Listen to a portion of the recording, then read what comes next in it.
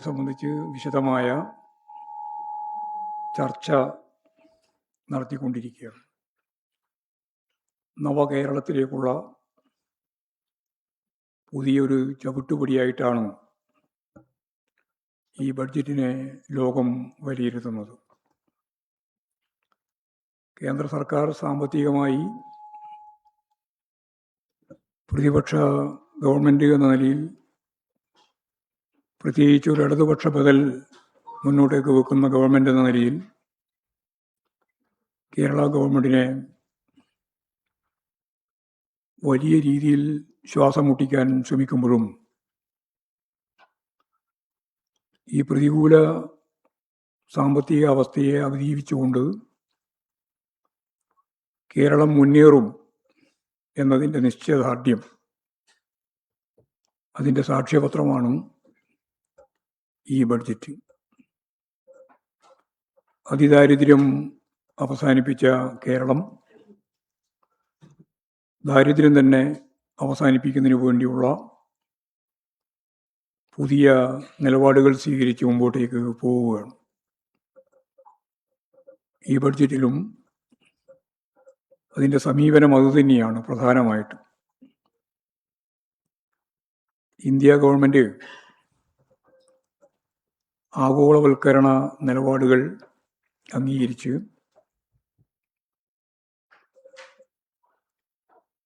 കേരളത്തിലെ ഏതാണ്ട് 30% വരുന്ന ജനങ്ങളുടെ ജീവിതം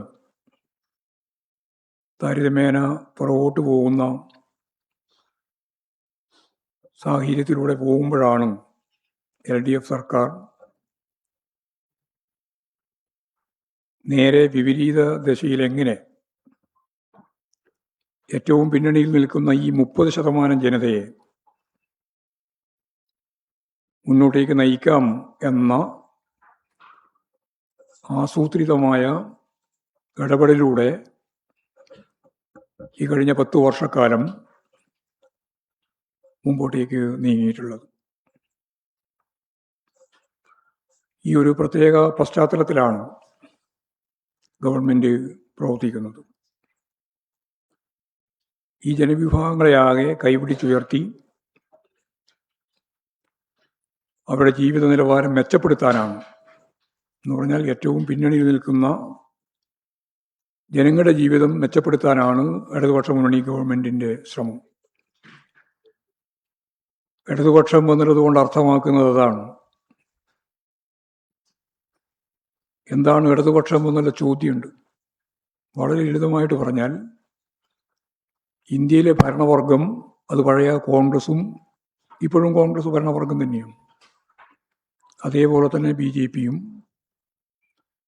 ലോകത്തിലെ ഏറ്റവും വലിയ മുതലാളിമാരായി അദാനിമാരെയും അംബാനിമാരെയും ലോകപ്പെടുത്താനുള്ള കൊണ്ടുപിടിച്ച ശ്രമം നടത്തിക്കൊണ്ടിരിക്കുകയാണ്. അതാണ് ആ വർഗം. അവരുടെ താല്പര്യമാണ് ഇവരുടെ ഏറ്റവും പ്രധാനപ്പെട്ട ഉന്നം. കുത്തക മുതലാളിമാരുടെ താല്പര്യം, ശതകോടീശ്വരന്മാരുടെ താല്പര്യം. എന്നാൽ എന്താണ് ഇടതുപക്ഷം എന്ന ചോദ്യം ചിലർ ചോദിക്കുന്നുണ്ട്. അതിനുള്ള മറുപടി ഞാൻ പറയാം. ഇടതുപക്ഷം ഈ ദിശയിൽ നിന്ന് മാറി സമൂഹത്തിലെ ഏറ്റവും പിന്നണിയിൽ നിൽക്കുന്ന ജനതയുടെ ജീവിതത്തെ മുന്നോട്ടേക്ക് നയിക്കുക എന്നുള്ളതാണ്. അതാണ് അതിദാരിദ്ര്യം അവസാനിപ്പിക്കുന്നതിലൂടെ ചെയ്യാൻ ഉദ്ദേശിക്കുന്നത്. ദാരിദ്ര്യം അവസാനിപ്പിക്കുന്നതിലൂടെ ചെയ്യാൻ ഉദ്ദേശിക്കുന്നത് സാമൂഹ്യ ജീവിതത്തിന് അത്യാവശ്യമായി വരുന്ന പശ്ചാത്തല സൗകര്യം ഉൾപ്പെടെ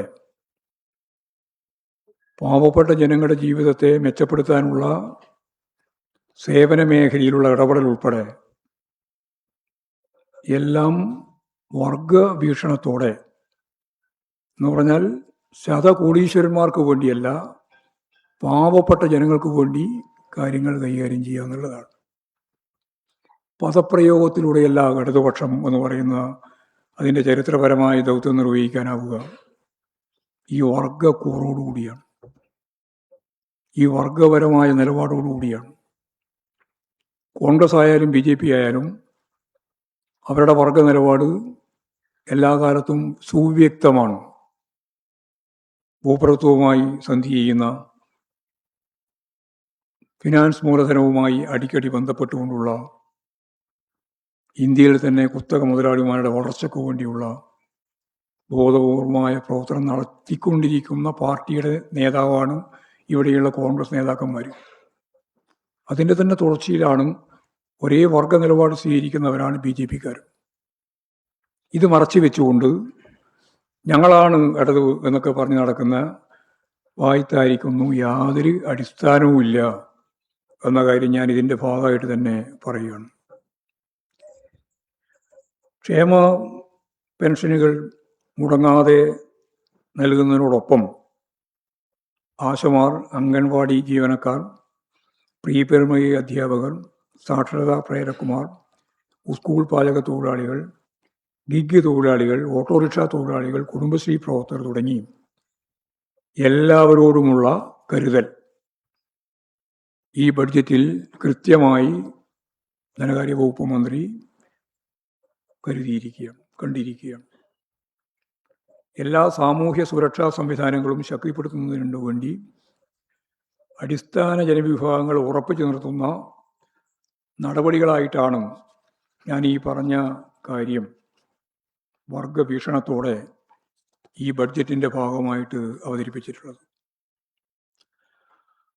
വയനാട്ടിലെ മുണ്ടക്കൈ ദുരന്തത്തിൽ, ചൂരൽമല ദുരന്തത്തിൽ എല്ലാം നഷ്ടപ്പെട്ടവരുടെ ബാങ്ക് വായ്പ ഹൈക്കോടതി പറഞ്ഞിട്ടും കേന്ദ്ര സർക്കാർ എഴുതി തള്ളിയില്ല. കേന്ദ്ര സർക്കാർ അന്ന് തന്നെ തീരുമാനിച്ചതിൻ്റെ ഭാഗമായി എഴുതി തള്ളുമെന്ന് ബജറ്റിലൂടെ പ്രഖ്യാപിച്ചിരിക്കുകയാണ് ഇപ്പോഴും. അന്ന് തന്നെ സംസ്ഥാന ബാങ്ക്, കേരള ബാങ്ക്, അവരുടെ കടം എഴുതി തള്ളാനുള്ള സംസ്ഥാന ഗവൺമെൻറ്റിൻ്റെ അഭ്യർത്ഥന അംഗീകരിച്ചിട്ടുണ്ട്. ആ ജനങ്ങളുടെ താല്പര്യം സംരക്ഷിച്ചിട്ടുണ്ട്. എന്നാൽ കോടതി പറഞ്ഞിട്ട് പോലും കേന്ദ്ര ഗവൺമെൻറ് ആ നിലപാട് സ്വീകരിച്ചില്ല എന്നുള്ളതാണ് കാണാനാവുക. ബിരുദ പഠനം കേരളത്തെ സംബന്ധിച്ചിടത്തോളം വളരെ പ്രധാനമാണ്. നമ്മൾ നേരത്തെ പറഞ്ഞു വെച്ചത് വിജ്ഞാന സമൂഹം, വിജ്ഞാന സമ്പദ് വ്യവസ്ഥ. വിജ്ഞാന സമൂഹം എന്ന രീതിയിൽ കേരളത്തിന് കൂടുതൽ ദ്രുതഗതിയിൽ മുന്നോട്ടേക്ക് പോകാൻ ഇപ്പോൾ +2 വരെയാണ് സൗജന്യമായിട്ടുള്ളതെങ്കിൽ ഇനി ബിരുദ പഠനം സൗജന്യമാക്കുക എന്നത് ഇന്ത്യയിൽ മാതൃകാപരമായ ഒരു പ്രവർത്തനത്തിലേക്കാണ് നമ്മൾ ആ ചുവടുവെപ്പോടെ നീങ്ങുന്നത്. എല്ലാവരെയും സാക്ഷരരാക്കിയിട്ടുള്ള സംസ്ഥാനത്ത് സ്കൂൾ പഠനം മുമ്പ് തന്നെ സൗജന്യമാണ്. ഇനിയിപ്പോൾ ബിരുദ പഠനവും സൗജന്യമാക്കുക എന്നതാണ് പ്രധാനപ്പെട്ട ഉന്നം. ബിരുദ പഠനം സൗജന്യമാക്കുന്നതോടെ എല്ലാവർക്കും ഉന്നത വിദ്യാഭ്യാസം പ്രാപ്യമാക്കുന്ന തലത്തിലേക്കാണ് കാര്യങ്ങൾ നീങ്ങുന്നത്.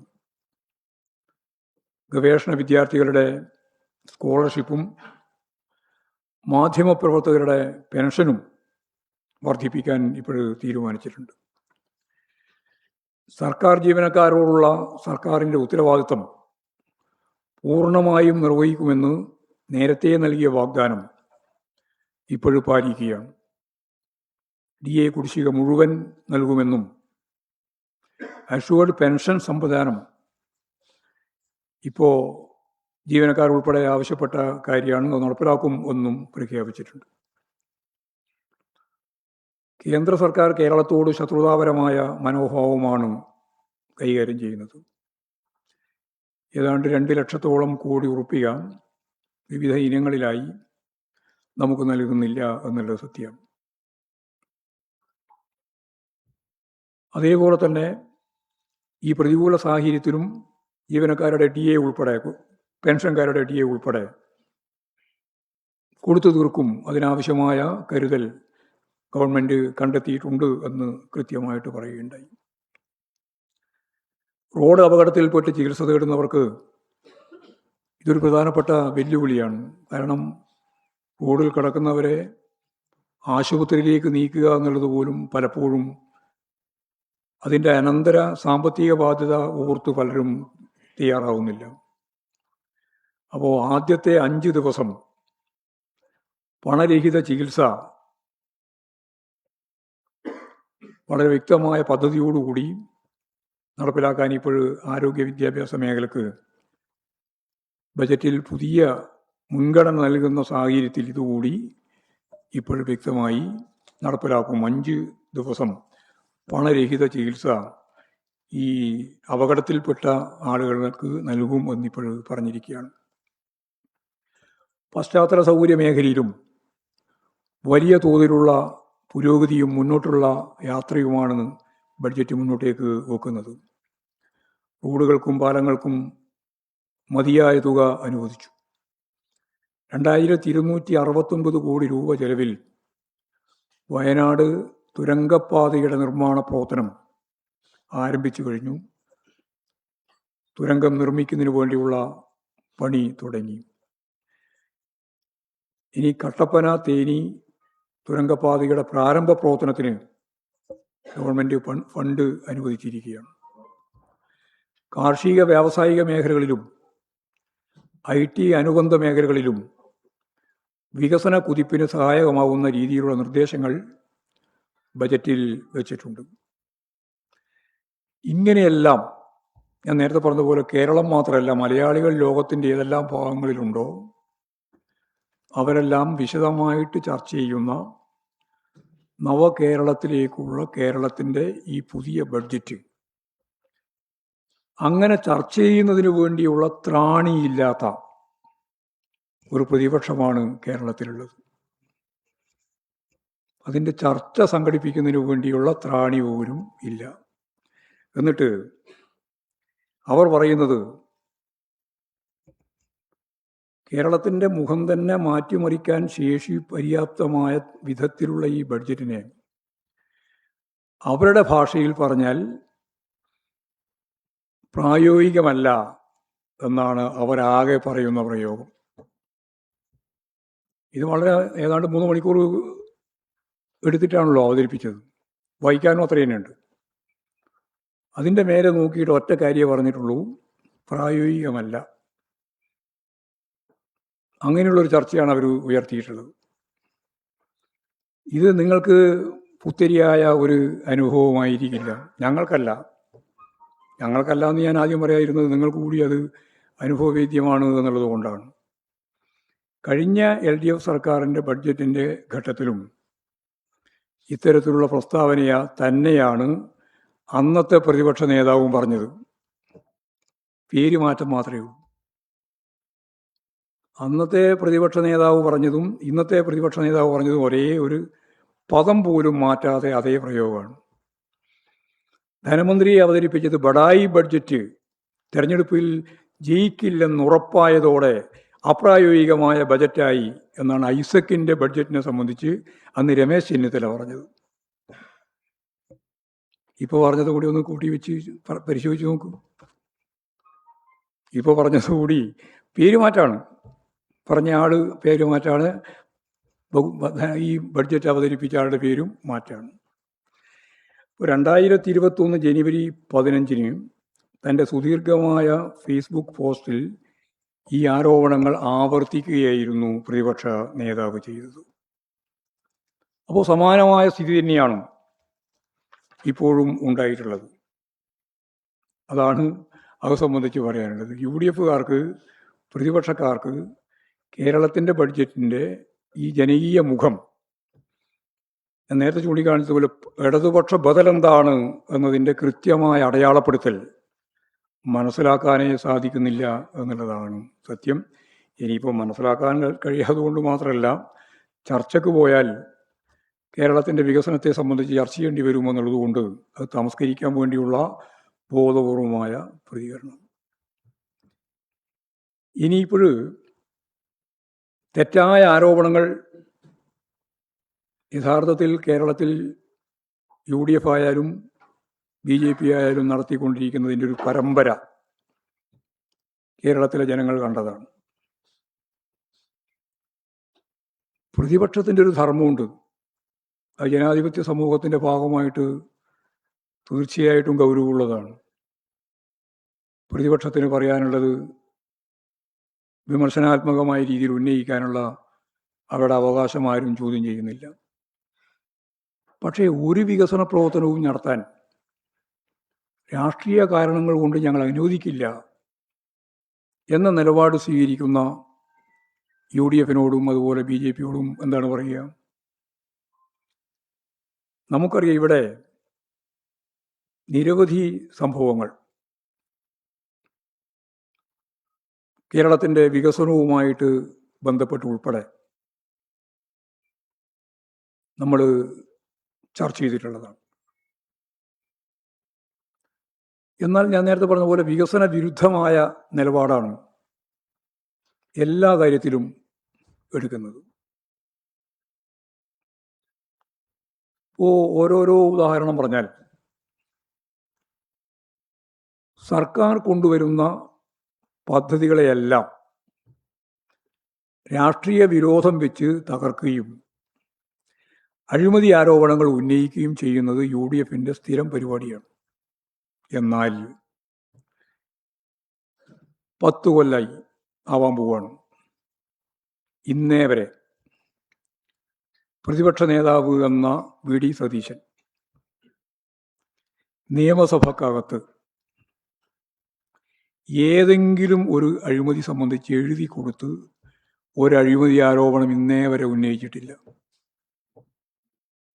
ഒരു കോൺഗ്രസ് നേതാവ് തന്നെ എന്നോട് പറഞ്ഞത് അത് അദ്ദേഹത്തിൻ്റെ കഴിവുകേടാണ് എന്നാണ്. നിങ്ങൾ ആലോചിച്ച് നോക്കൂ, ഒരു അഴിമതി ആരോപണം.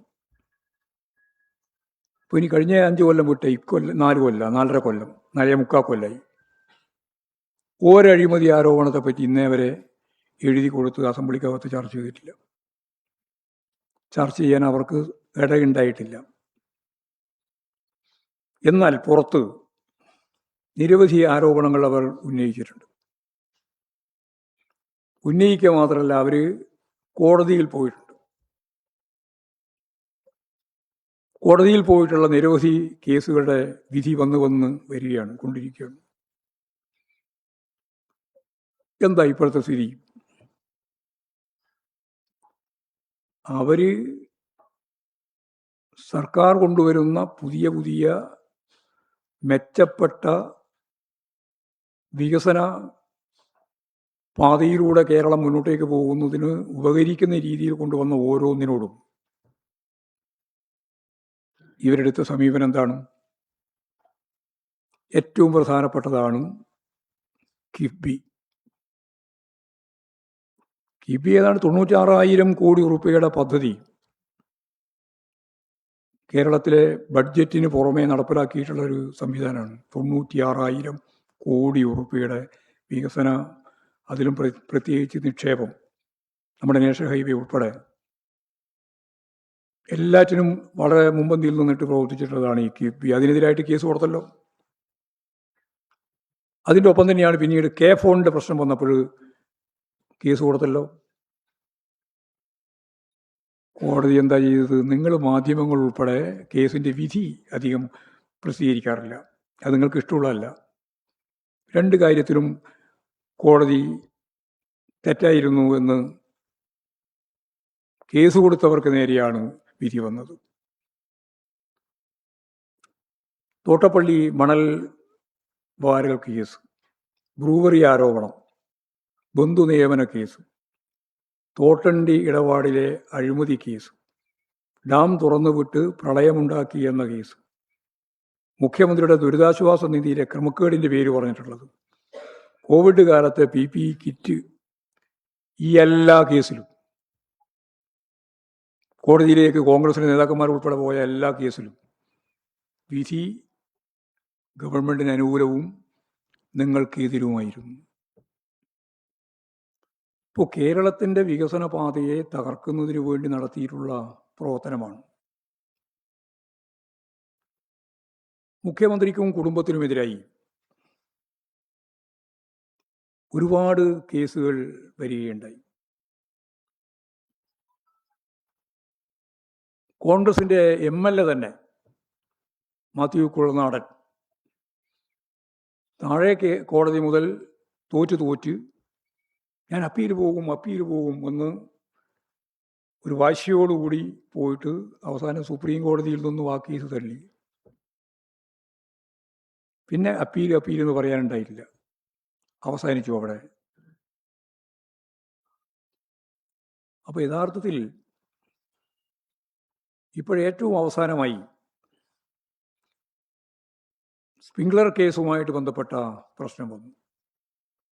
അതിൻ്റെ വിധിയാണ് ഏറ്റവും അവസാനം വന്ന വിധി. എന്തായിരുന്നു പറഞ്ഞത്? സ്പ്രിംഗ്ലർ ലോകോത്തരമായ രീതിയിൽ കള്ള നിലപാടുകൾ സ്വീകരിക്കുന്ന, നമ്മുടെ ഡാറ്റ മുഴുവൻ കട്ടുകൊണ്ടുപോകുന്ന സാമ്രാജ്യത്വത്തിൻ്റെ ശക്തി എന്നെല്ലാം പറഞ്ഞിട്ട് യാതൊരു മയമില്ലാതെ ഗവൺമെൻറ്റിൻ്റെ പ്രത്യേകിച്ച് കോവിഡ് പശ്ചാത്തലത്തെ ഫലപ്രദമായി കൈകാര്യം ചെയ്യാൻ വേണ്ടിയിട്ട് ഉപയോഗിച്ച ഒരു ടൂളിനെ അതിശക്തിയായിട്ട് വിമർശിച്ച് കേസിലേക്ക് പോയി. ഇപ്പോൾ ആ കേസിൻ്റെ വിധി കൃത്യമായിട്ട് വന്നു. അതിലിപ്പോൾ കേസിന് പോയവരുടെ കൂട്ടത്തിൽ 3 ആളുമുണ്ട്. അന്ന് രമേശ് ചെന്നിത്തലയുണ്ട്, വി.ഡി. സതീശനുണ്ട്, ബി.ജെ.പിയുടെ സുരേന്ദ്രനുണ്ട്. 3 ആൾക്കും കിട്ടേണ്ടത് കിട്ടിയപ്പോൾ മതിയാക്കി. യഥാർത്ഥത്തിൽ ഈ കാര്യത്തിൽ കോവിഡ് പശ്ചാത്തലത്തെ അഭിമുഖീകരിക്കുന്നതിന് വേണ്ടി കേരളം നടത്തിയ ഏറ്റവും ശ്രമകരമായ ഒരു ജോലിയിൽ ഇടങ്കൂലിട്ട് അതിനെ തകർക്കാൻ ശ്രമിച്ച കോടതിയുടെ ഇപ്പോൾ വന്ന വിധി വെച്ചുകൊണ്ട് മാപ്പ് പറയണം. വി.ഡി. സതീശനും പറയണം, രമേശ് ചെന്നിത്തലയും പറയണം, അതുപോലെ ബി.ജെ.പി നേതാവ് സുരേന്ദ്രനും പറയണം. ആളുകളെ വഞ്ചിക്കുന്നതിന് ഒരു അതിര് വേണ്ടേ? എന്തും പറയാം, എന്തും ചെയ്യാം, അതിൻ്റെ ഭാഗമായിട്ട് കേസ് കൊടുക്കാം. കേസ് കൊടുത്തു എന്നുള്ളത് മാത്രമേ വാർത്തയുള്ളൂ. ആ വാർത്തയ്ക്ക് ശേഷം ഇപ്പോഴും ആ കേസ് തള്ളിയപ്പോൾ അതിൻ്റെ ഗൗരവത്തിൽ നിങ്ങൾ ആരെങ്കിലും വാർത്ത കൊടുത്തോ? അത് ഞാൻ എപ്പോഴും പറഞ്ഞുകൊണ്ടിരിക്കുന്ന ഒരു കാര്യമാണ്. നിങ്ങൾക്കത് താല്പര്യമില്ല, പക്ഷെ ഞങ്ങൾക്കതിൽ നല്ല താല്പര്യമുണ്ട്. അതാണ് അത് സംബന്ധിച്ച് പറയാനുള്ളത്. വെച്ചിട്ട് സ്പേസ് ഇല്ലെങ്കിൽ നാളെ കൊടുത്താൽ മതി. എന്നാൽ സ്പേസ് വരുമല്ലോ, നാളെ ഇഷ്ടംപോലെ സ്പേസ് ഉണ്ടാവുമല്ലോ. കൊടുക്കും, നമുക്ക് നോക്കാം നിങ്ങളെന്താ കൊടുക്കുമെന്ന്. ഞാൻ ഈ പറഞ്ഞത് മാപ്പ് പറയണം എന്ന് പറഞ്ഞത് കൊടുക്കുമെന്ന് നോക്കട്ടെ. പറയണ്ടല്ലേ, ന്യായമായി പറയണ്ടല്ലേ? സ്പ്രിംഗ്ലർ പ്രശ്നത്തിൻ്റെ മേലെ നിങ്ങൾ വേവലിപ്പാടിട്ട് ഒരു കാര്യമില്ല. നിങ്ങൾ പറഞ്ഞാലും അവിടെ കൊടുക്കൂല. അത് നന്നായിട്ട് അറിയുന്ന ആളാണ് ഞാൻ. നിങ്ങൾ എഴുതി കൊടുത്താൽ പോലും കൊടുക്കൂല. ഇതിനെല്ലാം മാനേജ്മെൻറ്റ് സംവിധാനത്തിൻ്റെ കാഴ്ചപ്പാടെന്താണ് എന്നുള്ള നല്ല ധാരണയുള്ള ആളല്ലേ നമ്മളെല്ലാം. അതുകൊണ്ട് നിങ്ങളെ കുറ്റപ്പെടുത്തുന്നില്ല ഞാൻ നിങ്ങൾ എന്ന് പറയുന്നത് നിങ്ങളുടെ മാനേജ്മെൻറ്റ് സംവിധാനത്തെയാണെന്ന് കണ്ടോളണം. നിങ്ങൾ നമ്മളെപ്പോലെയുള്ള സാധാരണ ജീവിതത്തിൻ്റെ ഭാഗമായിട്ട് ശമ്പളം വാങ്ങി കൂലി വാങ്ങി ജീവിക്കുന്നവരാണ്. അതിൽ ഞങ്ങൾക്ക് എന്താ തർക്കമില്ലേ? അതിൽ നിങ്ങൾ വേറാവണ്ട. നിങ്ങൾക്ക് വേണ്ടി വേറാവാൻ വേണ്ടി പറയുന്നതല്ല ഞാൻ. അതതിൻ്റെ കാഴ്ചപ്പാടാണ്. ആ കാഴ്ചപ്പാടേ അവതരിപ്പിക്കുള്ളൂ. സ്പ്രിംഗ്ലർ യഥാർത്ഥത്തിൽ കേരളത്തിൻ്റെ കോവിഡ് പശ്ചാത്തലത്തെ വളരെ വേഗം മറികടന്ന് മുമ്പോട്ടേക്ക് പോകുന്നതിന് വേണ്ടിയുള്ള ഫലപ്രദമായൊരു ഡാറ്റ ശേഖരണത്തിന് വേണ്ടി നടത്തിയിട്ടുള്ള ശ്രമമാണ്. അതിനെ പാരവെച്ച് എന്നിട്ട് അത് പിൻവലിക്കേണ്ടി വന്നു. എന്നിട്ട് ഇപ്പോൾ കോടതി വളരെ വ്യക്തമായിട്ട് പറയുകയാണ് അതിൽ അമ്മാതിരിയുള്ള ഒരു കാര്യം ഉണ്ടായിരുന്നില്ല, ഒരു തരത്തിലുള്ള ചോർച്ചയുണ്ടായിരുന്നില്ല. അങ്ങനെ വരുമ്പോൾ ഈ 3 പേരല്ല ഞാൻ ഉദ്ദേശിക്കുന്നത്, അതിൻ്റെ രാഷ്ട്രീയ നേതൃത്വമാണ് ഈ 3. ഒന്ന് കോൺഗ്രസ് തന്നെയാണ്, 2. വി.ഡി. സതീശൻ പ്രതിപക്ഷ നേതാവാണ്. അന്ന് നിങ്ങൾക്കറിയാലോ, രമേശ് ചെന്നിത്തലയുണ്ട്. ഇവർ 2, അതുപോലെ തന്നെ സുരേന്ദ്രനും ബി.ജെ.പി നേതാവും. അവർ ജനങ്ങളോട് മാപ്പ് പറയേണ്ടതാണ്. ഈ ഓരോന്നിലും പറയണം. ഈ സ്പ്രിംഗ്ലർ ഏറ്റവും അവസാനം വന്നതുകൊണ്ട് അത് ഞാൻ പറഞ്ഞു എന്ന് മാത്രമേ ഉള്ളൂ. അതാണ് കാര്യം. ഇതിൻ്റെ അടിസ്ഥാനപരമായ കാര്യം വികസന പ്രവർത്തനങ്ങളുടെ മുന്നോട്ടേക്കുള്ള ഗതിയെ തുരങ്കം വെക്കുക എന്നതാണ് UDFിൻ്റെ നയസമീപനം എന്നതാണ് വസ്തുത. ഇവർക്കിത് ചർച്ച ചെയ്യാൻ പോലും ഉള്ള ത്രാണിയില്ല. അതുകൊണ്ടാണ് ഞാൻ ആദ്യം പറഞ്ഞത് ത്രാണിയില്ല എന്ന്. എന്നിട്ട് അതും ഇതും പറഞ്ഞുകൊണ്ട് രക്ഷപ്പെടാൻ ശ്രമിക്കുകയാണ്. ജനങ്ങൾ നിങ്ങൾ മുമ്പ് പറഞ്ഞതും കഴിഞ്ഞ ഗവൺമെൻറ്റിൻ്റെ അവസാനം പറഞ്ഞതും ഇപ്പോൾ പറഞ്ഞതും എല്ലാം ഒരേ പദം, സെൻറ്റൻസ് പോലും മാറ്റമില്ലാതെ നിങ്ങൾ പറഞ്ഞുകൊണ്ടിരിക്കുന്നു എന്നുള്ള കാര്യം ഞാൻ ആദ്യം തന്നെ പറഞ്ഞതുകൊണ്ടാണ്. അപ്പോൾ മാധ്യമങ്ങളെ സംബന്ധിച്ചിടത്തോളം ഇത് ഈ സ്പ്രിംഗ്ലർ പ്രശ്നം വലിയ പ്രശ്നമായിട്ട് ഉന്നയിച്ച് കൊണ്ടുവന്നതാണ്. പക്ഷേ അതിൻ്റെ വിധി വന്നപ്പോൾ അവർക്കും അതിൻ്റെ മേലെ കാര്യമായിട്ടൊന്നും പറയാൻ സാധിക്കുന്നില്ല എന്നുള്ളതാണ്. അപ്പോൾ വിവാദങ്ങൾ തുടർച്ചയായി സൃഷ്ടിച്ച് മുന്നോട്ട് പോവുക എന്നത് മാത്രമാണ് അവരെ സംബന്ധിച്ചിടത്തോളം സ്വീകാര്യമായിട്ടുള്ള കാര്യം. കേരളത്തിൻ്റെ ഗവൺമെൻറ്റിനെ സംബന്ധിച്ചോ അതിൻ്റെ വികസന നിലപാടുകൾ സംബന്ധിച്ചോ അത് നൽകുന്ന വിവിധ തലങ്ങളിലുള്ള പാവപ്പെട്ട ജനവിഭാഗങ്ങളിലുള്ള കൃത്യമായ കരുതലോടുകൂടിയുള്ള സമീപനത്തെ സംബന്ധിച്ചോ അവർക്കൊന്നും പറയാനില്ല. ഇതാണ് നമ്മുടെ മുമ്പിലുള്ള സ്ഥിതി. ഇതാണ് ബഡ്ജറ്റുമായിട്ട് ബന്ധപ്പെട്ട് പറയുമ്പോൾ പറയാനുള്ളത്. അതേപോലെ ഇന്ന് യഥാർത്ഥത്തിൽ മഹാത്മാഗാന്ധിയുടെ രക്തസാക്ഷി ദിനത്തിൻ്റെ ഭാഗമായിട്ടുള്ള നിരവധി പരിപാടികൾ രാജ്യത്ത് നടക്കുകയാണ്. ഇന്നിവിടെ കേരളത്തിലാണെങ്കിൽ എല്ലാ ജില്ലാ കേന്ദ്രത്തിലും 10,000-കണക്കിന് ആളുകൾ പങ്കെടുക്കുന്ന വർഗീയതയെ കരുതിയിരിക്കുക എന്ന മഹാത്മാഗാന്ധിയുടെ രക്തസാക്ഷിത്വത്തെ മുൻനിർത്തിയുള്ള ക്യാമ്പയിൻ നടക്കുകയാണ്. തിരുവനന്തപുരത്തുണ്ട്, എല്ലാ ജില്ലാ കേന്ദ്രത്തിലുമുണ്ട്. വർഗ ഭോജന പ്രസ്ഥാനങ്ങളെല്ലാം ചേർന്ന് വലിയ രീതിയിൽ ആ പരിപാടി നടന്നുകൊണ്ടിരിക്കുകയാണ്. എന്നാൽ ഈ പ്രവർത്തനം നടക്കുന്ന ഇന്ന് തന്നെ BJPയും കോൺഗ്രസും തമ്മിൽ ചേർന്ന് ഐക്യപ്പെട്ട് മുമ്പോട്ടേക്ക് പോകുന്ന ഒരു തെരഞ്ഞെടുപ്പ് പ്രക്രിയയെ സംബന്ധിച്ചിടത്തോളം വാർത്ത പ്രസിദ്ധീകരിക്കുകയുണ്ടായി. മറ്റത്തൂർ വൈസ് പ്രസിഡന്റ് തെരഞ്ഞെടുപ്പിൽ BJP പിന്തുണയോടെ കോൺഗ്രസ് വൈസ് പ്രസിഡന്റ് സ്ഥാനം നേടിയിരിക്കുന്നു എന്നുള്ളതാണ്. മറ്റത്തൂരിലാണ് എല്ലാ കോൺഗ്രസ്സുകാരും BJPയിലേക്ക് ചേർന്നത്, BJPയിലേക്കോ അല്ലെങ്കിൽ BJP അനുബന്ധത്തിലേക്കോ മാറിയത്. ഇന്ന് ഈ രക്തസാക്ഷി ദിനത്തിലും കോൺഗ്രസും BJPയും പരസ്പരം ചേർന്ന് ഒരു വൈസ് പ്രസിഡന്റിന് വേണ്ടി, ഒരു മറ്റത്തൂർ പഞ്ചായത്തിൻ്റെ വൈസ് പ്രസിഡന്റിന് വേണ്ടി അവർ യോജിച്ചിരിക്കുന്നു എന്നുള്ളതാണ് സ്ഥിതി. ഇപ്പോൾ കോൺഗ്രസിൻ്റെ ടിക്കറ്റിൽ ജയിച്ചവർ തന്നെയാണ് മാറി BJPക്ക് അനുകൂലമായ നിലപാട് സ്വീകരിക്കുന്നത്. പിന്നീട് അതിൻ്റെ ഇടയിൽ ഞങ്ങൾ അങ്ങനെയല്ല ഇങ്ങനെയല്ല എന്ന് പറഞ്ഞിട്ടുണ്ടെങ്കിലും ഇന്നിപ്പോൾ പണ്ടാരോ പറഞ്ഞ പോലെ മാങ്ങയുടെ പുളി കൃത്യമായിട്ട് മനസ്സിലാവുക അണ്ടിയോട് എടുക്കുമ്പോഴാണ് എന്ന് പറയുന്നത് പോലെ തിരഞ്ഞെടുപ്പ് വന്നപ്പോൾ ഇവരുടെ തനി നിറം വീണ്ടും പുറത്തു പോകുന്നു. ഇതാണ് അവസ്ഥ. ഇപ്പോൾ തുടർന്ന് യഥാർത്ഥത്തിൽ ഇവർ എല്ലാ സന്ദർഭങ്ങളിലും എല്ലാ മേഖലയിലും ഈ BJPയും അതുപോലെ തന്നെ RSSും ചേർന്ന് നിർത്തിക്കൊണ്ടാണ് കോൺഗ്രസ് പല സ്ഥലത്തും ഇപ്പോഴും ജയിച്ചുകൊണ്ടിരിക്കുന്നത് എന്നതിൻ്റെ ഒരു സാമ്പിളാണ്. ജമാഅത്തെ ഇസ്ലാമിയുമായി ചേർന്നുകൊണ്ടാണ് വർഗീയതക്കെതിരായിട്ട് പൊരുതുമെന്ന് VD സതീശൻ നിരന്തരം പറഞ്ഞുകൊണ്ടിരിക്കുന്നത്. ഇതെന്താണ് എന്ന് ചോദിക്കുമ്പോൾ അതിന് മറുപടി പറയാൻ അദ്ദേഹം തയ്യാറുമില്ല. അതാണ് അതിൻ്റെ ഭാഗമായിട്ടുള്ള കാര്യം. ഏതായാലും കേരളത്തിൽ ഇടതുപക്ഷ ജനാധിപത്യ മുന്നണിയുടെ ഈ ഏറ്റവും അവസാനത്തെ ബഡ്ജറ്റ് കേരളത്തിലെ ജനങ്ങൾ കാത്തിരുന്ന ജനക്ഷേമകരമായ ബഡ്ജറ്റ് തന്നെയാണ്. ജീവനക്കാർക്കും ഇടത്തരക്കാർക്കുമെല്ലാം ആശ്വാസം നൽകുന്ന കൃത്യമായ ഒരു അവതരണമാണ് ധനകാര്യ വകുപ്പ് മന്ത്രി നടത്തിയിട്ടുള്ളത്. തീർച്ചയായും നമുക്ക് കേരളത്തെ സംബന്ധിച്ചിടത്തോളം ഭാവിയിൽ വലിയ മുന്നേറ്റം കുറിക്കാൻ സാധിക്കുന്ന ഒന്നായിരിക്കും എന്ന കാര്യത്തിൽ സംശയമില്ല. SIRുമായി ബന്ധപ്പെട്ട് ചില പ്രശ്നങ്ങൾ ഉയർന്നു വന്നിരിക്കുക. പൗരത്വ രജിസ്റ്റർ വെക്കുക, തയ്യാറാക്കുക എന്നതുകൂടിയാണ് SIRൻ്റെ ഉന്നം എന്ന് അത് നടപ്പിലാക്കാൻ പുറപ്പെടുന്ന ആദ്യഘട്ടത്തിൽ തന്നെ CPIM വ്യക്തമാക്കിയിട്ടുള്ളതാണ്. സ്വകാര്യതയില്ലാത്ത രീതിയിലാണ് കാര്യങ്ങൾ നടത്തിക്കൊണ്ടിരിക്കുന്നത്. കാരണം പുതിയ വോട്ടർമാരെ ചേർക്കുന്നത്,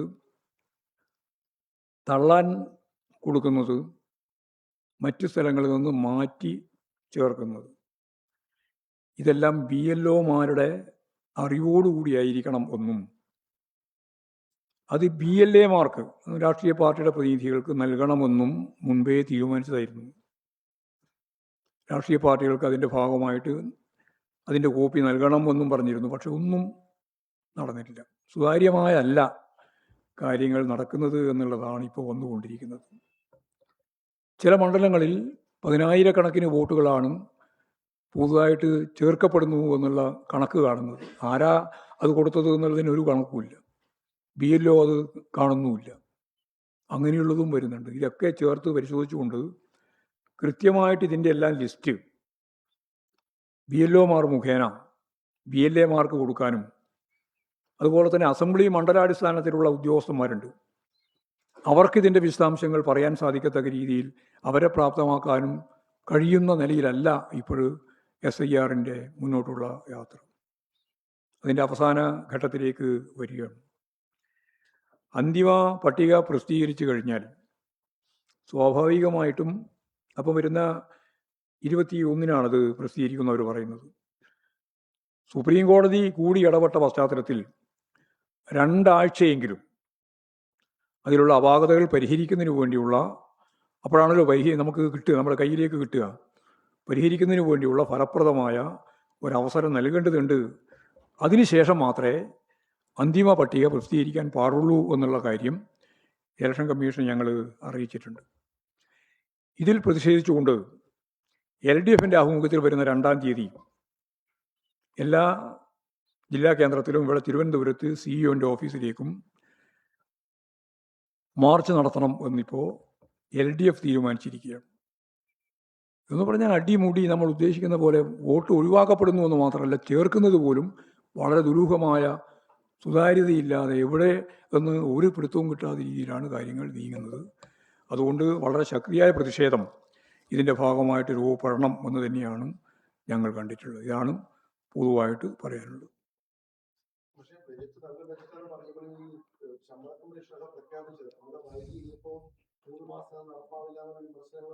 അല്ല, വിമർശനം മുഴുവൻ വരുമല്ലോ. ഞങ്ങളെ സംബന്ധിച്ചിടത്തോളം വിമർശനം വരില്ല എന്നല്ലല്ലോ, ഞങ്ങളിത് നടപ്പിലാക്കാൻ തന്നെയാണല്ലോ ഉദ്ദേശിക്കുന്നത്. നിങ്ങളാരും വേറെ ആരും ഏറ്റെടുക്കേണ്ട കാര്യമൊന്നുമില്ല ഇതിൻ്റെ അകത്ത്. ചില ആളുകൾ പറഞ്ഞുകൊണ്ടിരിക്കുന്നത് നിങ്ങൾക്കിങ്ങനെ പറഞ്ഞു പോവുകയേ വേണ്ടൂ, ഞങ്ങളല്ലേ നടപ്പിലാക്കേണ്ടത്, നിങ്ങൾ എവിടെ നടപ്പിലാക്കുക? പണ്ടാരോ പറഞ്ഞ പോലെ പോട്ടെ, അതൊന്നും കിടക്കണം, ഞങ്ങൾ നടപ്പിലാക്കാനാണിത്. ഇടതുപക്ഷ ജനാധിപത്യ മുന്നണി ഗവൺമെൻറ് 3-ാം ടേമിലേക്കും വരും, ഞങ്ങൾ നടപ്പിലാക്കുകയും ചെയ്യും. ഞങ്ങൾ ഇതിന് മുമ്പ് എന്തെല്ലാം പറഞ്ഞിട്ടുണ്ടോ അതൊക്കെ നടപ്പിലാക്കിയിട്ടുണ്ട്. പറയുന്നത് നടപ്പിലാക്കാൻ വേണ്ടിയിട്ടാണ്. നടപ്പിലാക്കാൻ പറ്റുന്നത് മാത്രമേ ഇന്നേ വരെ പറഞ്ഞിട്ടുള്ളൂ. അതാണ് 10 കൊല്ലത്തിൻ്റെ അനുഭവം.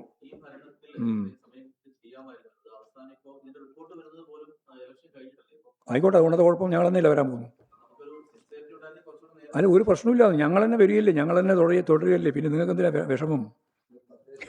അതുകൊണ്ട് അതിന് നിങ്ങൾക്ക് വിഷമിക്കേണ്ട കാര്യമില്ലല്ലോ. ഞങ്ങൾ അവതരിപ്പിച്ച ബഡ്ജറ്റിൻ്റെ ഭാഗമായിട്ടുള്ള മുഴുവൻ കാര്യങ്ങളും ഞങ്ങൾ തന്നെ തുറന്ന് മുമ്പോട്ടേക്ക് പോകും. അത് പരിഹരിച്ച് കൃത്യമായിട്ട് നടപ്പിലാക്കി പോകും. പോരെ? പറഞ്ഞതിപ്പം കുഴപ്പം? അതെ, അത് ശരിയാണ്. ഇല്ല, ഇതപ്പോൾ നല്ല ആത്മവിശ്വാസമാണ്. നേരത്തെ പറഞ്ഞ പോലെ അമിത ആത്മവിശ്വാസമില്ല. ഇതിപ്പോൾ സാധാരണ ആത്മവിശ്വാസത്തോടു കൂടി ഞങ്ങൾ ഈ തെരഞ്ഞെടുപ്പിനെ അഭിമുഖീകരിക്കാൻ പോവുകയാണ്. ഉറപ്പുണ്ട്, പൂർണ്ണമായി ഉറപ്പുണ്ട്. അവസാനത്തെ ശമ്പളം കിട്ടുമല്ലോ, അതിൻ്റെ 50% പെൻഷനായി കിട്ടുക എന്നുള്ളതാണ് അതിൻ്റെ ഏറ്റവും പ്രധാനപ്പെട്ട ഗ്യാരണ്ടി. അതിലൊരു സംശയത്തിനും ഇടയില്ല. അവസാനം വാങ്ങുന്ന, സർവീസ് പൂർത്തിയാകുമ്പോൾ വാങ്ങുന്ന പെൻഷൻ്റെ 50%, അല്ല പെൻഷൻ്റെ അല്ല, ശമ്പളത്തിൻ്റെ 50% പെൻഷനായിട്ട് കിട്ടുക. അതാണ് നെക്സ്റ്റ് പെൻഷൻ എന്നുള്ളതുകൊണ്ട് ഉദ്ദേശിക്കുന്നത്.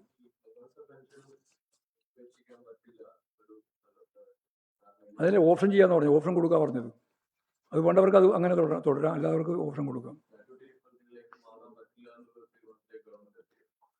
അല്ല, ഈ പറഞ്ഞത് മനസ്സിലായില്ലേ? പേരിൻ്റെ പ്രശ്നമല്ല, കൃത്യമായിട്ട് പെൻഷൻ. അതായത് ഇപ്പോൾ 30 കൊല്ലം സർവീസുള്ള ഒരാൾക്ക് പിരിയുമ്പോൾ എത്രയാണോ അപ്പോൾ വാങ്ങിയിട്ടുള്ള ശമ്പളം, അതിൻ്റെ പകുതിയാണ് പെൻഷനായിട്ട് ലഭിക്കുക. അത് പെൻഷൻ വാങ്ങിയ എല്ലാവർക്കും അറിയാം. അപ്പോൾ അത് പേരെന്ത് എന്നുള്ളതല്ല, ആ പെൻഷൻ ലഭിക്കത്തക്ക രീതിയിലാണ് ഗവൺമെൻറ് ഉദ്ദേശിക്കുന്നത്.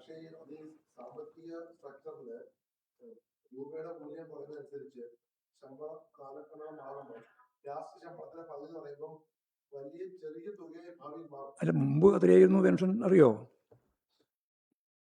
അല്ല, ഞാൻ ചോദിക്കുന്നതാണ്.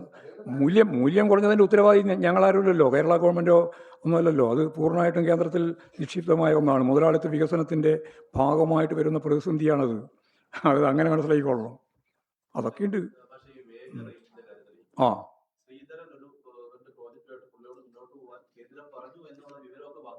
കേന്ദ്രം പറഞ്ഞു എന്നുള്ള വിവരം വന്നാൽ പോരല്ലോ, കേന്ദ്രം പറയണ്ടേ? കേന്ദ്ര റെയിൽവേ മന്ത്രി അതിനുശേഷം കണ്ട് സംസാരിച്ചപ്പോൾ കേന്ദ്രമന്ത്രിക്ക് ഇതിൻ്റെ വിവരമില്ല. അടുത്ത ദിവസം തന്നെ, അതായത് ശ്രീധരൻ പറഞ്ഞതിന് ശേഷം.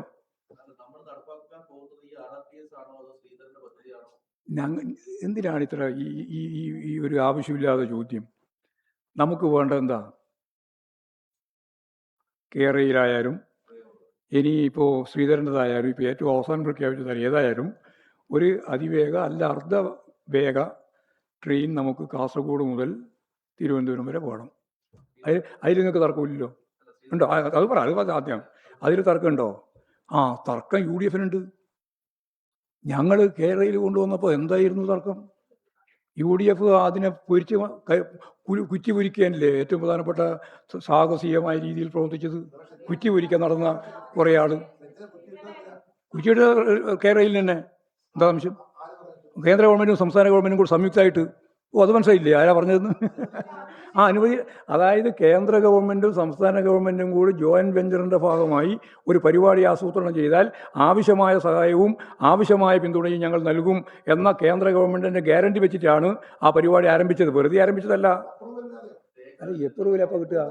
കേൾക്ക്, എപ്രൂവൽ എപ്പോൾ കിട്ടുക? വെറുതെ ചോദ്യം ചോദിക്കുമ്പോൾ നിങ്ങൾ മനസ്സിലാക്കേണ്ടത് ഒരു എപ്രൂവൽ എപ്പോൾ കിട്ടുക? എന്തെല്ലാം കടമ്പകൾ കടന്നതിന് ശേഷമാണ് ഒരു പരിപാടിക്ക് എപ്രൂവൽ കിട്ടൽ? എന്താ കേന്ദ്ര ഗവൺമെൻറ് സമ്മതിക്കുന്നില്ല? അത് രാഷ്ട്രീയമാണ്. അത് നിങ്ങൾക്ക് പറയാൻ പറ്റാത്തത് അതെന്താണ്? അതല്ലേ ഞാൻ പറഞ്ഞുകൊണ്ടിരുന്നത്. നിങ്ങൾക്ക് പറഞ്ഞാൽ മനസ്സിലാകുന്നില്ലേ? അതാണ് കേന്ദ്ര ഗവൺമെൻറ്. കേരളത്തിലെ ഗവൺമെൻറ് മുന്നോട്ടേക്ക് വെക്കുന്നതല്ല, കേന്ദ്രവും സംസ്ഥാനവും ചേർന്ന് മുന്നോട്ടേക്ക് വെച്ച ഒരു പരിപാടിയെ ആ കേന്ദ്ര ഗവൺമെൻറ് തന്നെ രാഷ്ട്രീയ കാരണങ്ങൾ കൊണ്ട് നമുക്ക് സാങ്ഷൻ തരാതിരുന്നു. പിന്നെ അത് പിന്നെന്താ?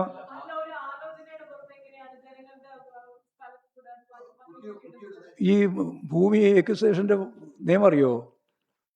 ഇല്ല, അറിയില്ല. പഠിക്കണം. എന്നാൽ അത് പോയി പഠിക്കാദ്യം. അതായത് ഭൂമി കേൾക്ക് പ്രതിപക്ഷ നേതാവ് എന്തെല്ലാം പറഞ്ഞതിനെ പറ്റിയാണ് ഞാൻ നേരത്തെ പറഞ്ഞത്. എന്തെല്ലാം കേസിനെ പറ്റിയാണ് ഞാൻ പറഞ്ഞത്. തോന്നിയാസം കേസ് കൊടുക്കുന്ന ഒരു പ്രതിപക്ഷ നേതാവും അതിൻ്റെ ഭാഗമായിട്ട് നിൽക്കുന്ന ആളുമാണ് ഇവർ എന്ന് ഞാൻ പറയാൻ വേണ്ടിയിട്ടല്ലേ ഇത്രയും കേസുകൾ നിങ്ങളുടെ മുമ്പിൽ അവതരിപ്പിച്ചത്. അപ്പോഴൊന്നും ഒരു പ്രശ്നമില്ല നിങ്ങൾക്ക്. എന്ത് പ്രതിപക്ഷ നേതാവ് ചോദിക്കുന്ന ചോദ്യം? ഞാനതിന് അച്ഛനെയും അമ്മയെയും കൊന്ന കേസിൽ കേക്ക് നിങ്ങൾക്ക് എന്താ ഇത്ര വെപ്രാളെന്തിനാ? അച്ഛനെയും അമ്മയെയും കൊന്ന കേസിൽ പ്രതിയോട് അവസാനം ചോദിക്കുമല്ലോ, നിങ്ങൾക്ക് എന്തെങ്കിലും പറയാനുണ്ടോ? അപ്പോൾ പറയുമ്പോൾ എന്താ പ്രതി പറയുന്നത്? എൻ്റെ അച്ഛനും ഇല്ല, അമ്മയും ഇല്ല, ഞാൻ ഏകനായിട്ട് നിൽക്കുന്ന ഒരവസ്ഥയാണ്, അതുകൊണ്ട് കോടതി എന്നെ വെറുതെ വിടണം എന്നാണ്. ഇതാണ് അതിന് മറുപടി കേട്ടോ. അച്ഛനെയും അമ്മയെയും കൊന്നതിന് ശേഷം ഞാൻ ഒറ്റപ്പെട്ടു പോയി, അച്ഛനുമില്ല എനിക്ക്, അമ്മയുമില്ല എന്ന് പറയുന്ന പോലെയാണ് ഇവിടെ കേരളത്തിലെ ഗവൺമെൻറ്. നിങ്ങൾ എന്തില്ല എന്നാണ് പറയുന്നത്? ഇടതുപക്ഷ ജനാധിപത്യ മുന്നണി ഗവൺമെൻറ് ഒരു 25 കൊല്ലത്തിൻ്റെ അപ്പുറം വികസനത്തെ കണ്ട് കേരളത്തിന് വേണ്ടിയിട്ടുള്ള മുഴുവൻ പദ്ധതിയും കേന്ദ്ര ഗവൺമെൻറ്റുമായിട്ട് ചേർന്ന്, കേന്ദ്ര ഗവൺമെൻറ് അല്ലാണ്ടല്ല, കേന്ദ്ര ഗവൺമെൻറ്റുമായി ചേർന്ന് ഏതാണ്ട് തിരൂര് വരെ റെയിൽവേയുടെ ഭാഗമായിട്ടും അതിന് അപ്പുറത്തുള്ളത് പുതിയ ലൈനും എടുക്കാൻ വേണ്ടി തീരുമാനിച്ച് കാര്യങ്ങൾ തയ്യാറാക്കി DPR തയ്യാറാക്കി അയച്ച് അവർ ചർച്ച ചെയ്തുകൊണ്ടേയിരുന്നു. അങ്ങനെ ചർച്ച ചെയ്തുകൊണ്ടിരിക്കുന്ന സന്ദർഭത്തിലാണ് ഭൂമി ഏറ്റെടുക്കേണ്ട ഉത്തരവാദിത്തം കേരളത്തിലെ ഗവൺമെൻറ്റാണ് എന്നുള്ളതുകൊണ്ട് ആ നിലപാട് സ്വീകരിച്ചത്. എന്നിട്ട് അത് കുറ്റിപൊരിക്കാൻ പുറപ്പെട്ട ആളുകളെ കുറ്റിപൊരിച്ചതിൻ്റെ അടിസ്ഥാനം വേറെന്തോ ആണെന്ന് വിചാരിച്ചിട്ടാണ് പറയുന്നത്.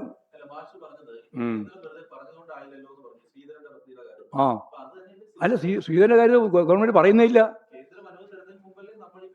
അല്ലല്ല, കേന്ദ്ര ഗവൺമെൻറ് അനുവാദം തരുന്നതിന് പോലല്ല, കേന്ദ്ര ഗവൺമെൻറ് പറഞ്ഞിട്ടാണ് ചെയ്തത്. എല്ലാ രേഖയുണ്ട്, പറഞ്ഞതിനെല്ലാം മുഴുവൻ രേഖയുണ്ട്. DPR തയ്യാറാക്കാൻ വേണ്ടിയിട്ടുള്ള രേഖയുണ്ട്. DPR തയ്യാറാക്കി കൊടുത്തതിന് ശേഷം അതിനകത്ത് ഇന്ന മാറ്റങ്ങൾ വരുത്തണമെന്ന് പറഞ്ഞിട്ട് ഇങ്ങോട്ട് അയച്ച രേഖയുണ്ട്. എന്താ എവിടെ രേഖ പോയിന്നാ? നിങ്ങളെല്ലാം പറയുന്നതിന് വല്ല അവസ്ഥ വേണ്ടേ? എല്ലാ രേഖയുണ്ട്. ഇതൊന്നും ആർക്കൈവ്സിൽ പോയി പരിശോധിക്കേണ്ട. ഇപ്പോൾ നിങ്ങൾക്ക് ഏത് രേഖ വേണമെങ്കിൽ ഞാൻ തരാം. ഇല്ല, രേഖയില്ല. അല്ല, കേന്ദ്രത്തിൽ അംഗീകരിക്കാതെ ഇപ്പൊ സതീശൻ പറഞ്ഞല്ലോ, കേരളത്തിലെ കേരളയിൽ വേണ്ട, ഇനി ശ്രീധരൻ പറയുന്ന റെയിലാണ് വന്നോട്ടെ എന്നാണ്. അവസരവാദപരമാണ്. അവസരവാദം എന്ന് പറയുന്നത് ഇതിന്റെ പേരാണ് അവസരവാദം. അതൊക്കെ ഞങ്ങൾ ഒഴിവായിക്കോളും. അതിന് നിങ്ങൾ ഭയപ്പെടണ്ട. ജനങ്ങൾക്കുണ്ടാകുന്ന ഏത് തരത്തിലുള്ള വിഷമവും പ്രയാസവും പരിഹരിച്ചുകൊണ്ടല്ലേ കേരളത്തിലെ ഗവൺമെൻറ് മുന്നോട്ടേക്ക് പോകാൻ ആഗ്രഹിക്കുന്നത്. അതിപ്പോൾ ഈ റെയിൽ വന്നാലും ഇനി വരാൻ പോകുന്ന റെയിൽ സംബന്ധിച്ചുള്ള കാര്യമായാലും ഒക്കെ ജനങ്ങളുടെ ആശങ്ക പരിഹരിക്കാം. പക്ഷേ കോൺഗ്രസിൻ്റെയും VD സതീശൻ്റെയും ആശങ്ക പരിഹരിക്കാൻ പറ്റില്ല കേട്ടോ. അത് വേറെയാണ് സൂക്കേട്. വേഗം വന്നോട്ടെ. പിന്നെ സംശയം എന്താ ഉള്ളത്? അതങ്ങിയിരിക്കും. ഞങ്ങൾക്കതിലും തർക്കമില്ല. ഇന്നത് ഞങ്ങൾക്ക് ബന്ധം പിടിക്കേണ്ട കാര്യമില്ല. വേഗം ഒരു 3 മണിക്കൂർ 54 മിനിറ്റാണ് കഴിഞ്ഞ പ്രാവശ്യം നമ്മൾ പറഞ്ഞത്. ഒരു 4 മണിക്കൂർ മുമ്പായിട്ട് തിരുവനന്തപുരം നിന്ന് കാസർഗോഡ് എത്തണം. അതിന് വേണ്ടിയിട്ടുള്ള ഒരു സംവിധാനം വന്നാൽ മതി. അത് ആരാ കൊണ്ടുവരുന്നത്, ആര് കൊണ്ടുവരുന്നത് നമുക്ക് തരില്ല.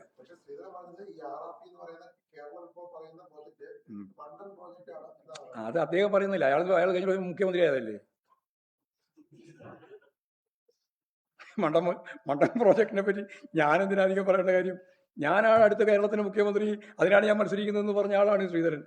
അതുകൊണ്ട് ശ്രീധരനെ പറ്റി എനിക്ക് ഞാൻ പറയാൻ ഒരു ഉത്കണ്ഠയില്ല. അദ്ദേഹം പറഞ്ഞിരിക്കുന്നു, ആ പറഞ്ഞത് അദ്ദേഹം തന്നെ മാറ്റിക്കൊള്ളും. എന്നാൽ ശ്രീധരൻ്റെ പരിപാടിയാണ് വരുന്നത്, ശ്രീധരൻ്റെ പരിപാടി വന്നോട്ടെ. നമുക്ക് റോഡ് ഈ അതിവേഗത്തിലോ അല്ലെങ്കിൽ അർദ്ധവേഗത്തിലോ ഉള്ള റെയിൽ സംവിധാനം പോകണമെന്നേ ഉള്ളൂ. അല്ല, ഡിസ്കഷൻ നടത്താനല്ല, ആലോചന നടത്തിയിട്ടാണ് മന്ത്രിയുടെ അടുത്ത് പോയത്. അപ്പോഴാ മന്ത്രി പറഞ്ഞു ഞങ്ങൾ അങ്ങനെ ആലോചിച്ചിട്ടില്ല. പിന്നെ എന്ത് ചെയ്യാനാ? ഇനിയിപ്പോൾ ശ്രീധരനായിട്ട് ആലോചിക്കും. നമുക്ക് ആരോട് ആലോചിക്കുന്ന എന്തൊരു വിഷമം? ഞങ്ങൾക്കൊരു വിഷമമില്ല. ശരി. ആ ആര്?